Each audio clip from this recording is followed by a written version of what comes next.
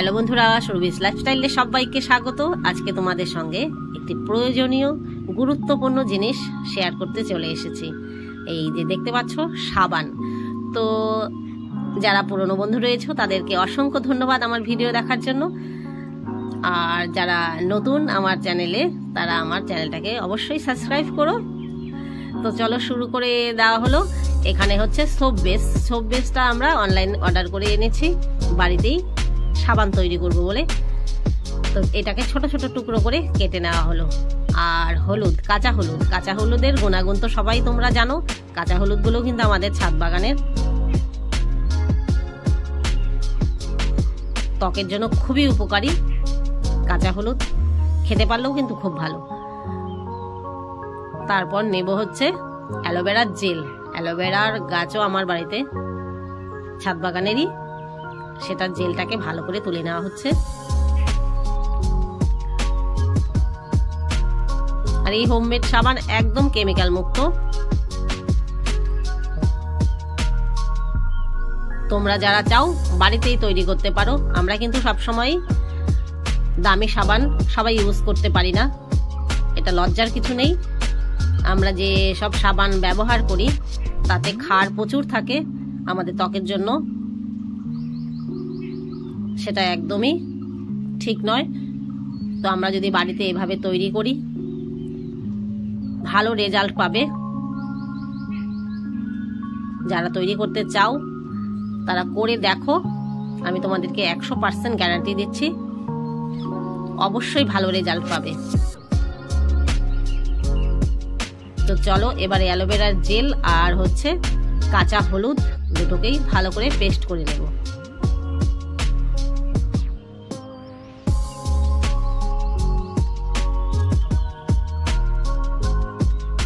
Paste করার পরে আবার একটা বড় ছাঁকনির সাহায্যে আমি ভালো করে ছেঁকে নিচ্ছি, কারণ যদি দানা দানা থাকে সেটা ভালো হবে না। ছাকার পরে আরেকবার পেস্ট করলে একদম মিহি হয়ে যাবে সম্পূর্ণটাই। তো এখানে একটা পাত্রে গরম জল বসিয়েছি। জলটা ফুটতে ফুটতে সোপ বেসের আরেকটা পাত্রের মধ্যে নিয়ে সোপ বেসগুলোকে কিছুক্ষণ নাড়াচাড়া করলেই দেখবে একদম গলে সোপ বেসগুলো জেল হয়ে গেছে।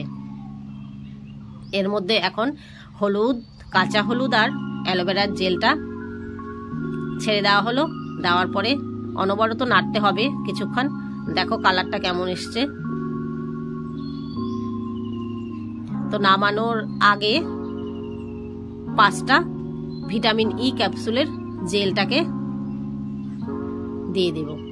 দিয়ে আবার একটু নাড়াচাড়া করে, বেশি সময় লাগে না, এই 15 মিনিট, ধরো 15-16 মিনিট লাগে এটা তৈরি করতে, মানে জাল করতে। আমাদের কিন্তু রেডি হয়ে গেছে জেলটা।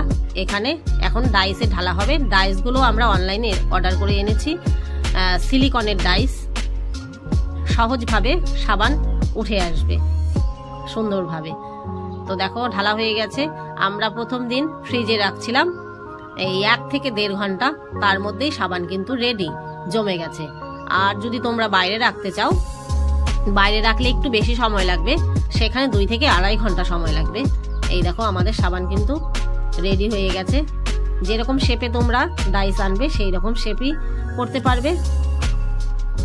তো দেখো আমি প্রথম দিন যেটা বানিয়েছি সেটাই তোমাদের সঙ্গে ব্যবহার করে দেখাচ্ছি। এখানে 2 দিনের সাবান আছে। অরেঞ্জ কালারটা পরের দিন বানিয়েছি। আর সবার কিন্তু নিত্যদিনের সাথী সাবানটা যদি ভালো হয় তাহলে কিন্তু আমাদের ত্বকের জন্য খুবই উপযোগী। এই দেখতে পাচ্ছ হাতটা দেখালাম, এবার মুখে দিয়েও দেখাচ্ছি। আমরা গোটা শরীরে এই সাবান ব্যবহার করছি, ভালো রেজাল্ট কিন্তু পেয়েছি। আমার বাচ্চা থেকে আরম্ভ করে আমরা সবাই এই সাবানই এখন ব্যবহার করি, হোমমেড সোপ। তোমরা চাইলেও করতে পারো, তোমাদেরকে 100% গ্যারান্টি দিচ্ছি, ভালো রেজাল্ট পাবে। আর আমার ভিডিওটা দেখে কেমন লাগলো কমেন্ট করে অবশ্যই জানাবে। আর একটা লাইক করো, শেয়ার করো আমার চ্যানেলটা।